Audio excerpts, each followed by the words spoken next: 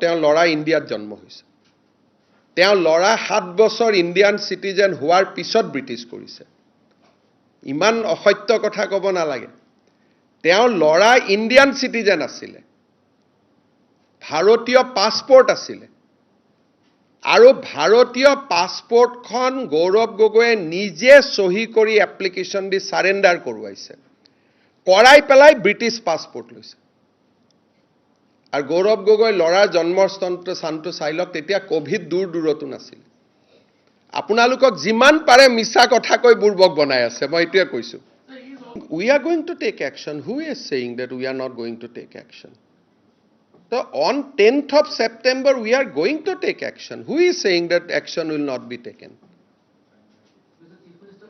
two things that sir his son was a citizen of India and showing total disregard to this country.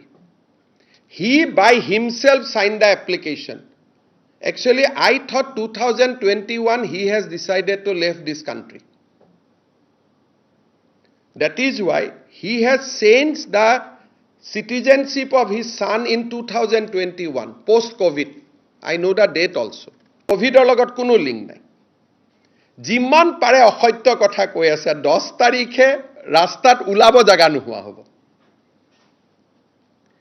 আৰু তেওঁৰ পৰিবাৰে আইবিৰ ওপৰত নজৰ ৰাখিছিলে ফৰ দা ক্লাইমেট এক্টিভিষ্ট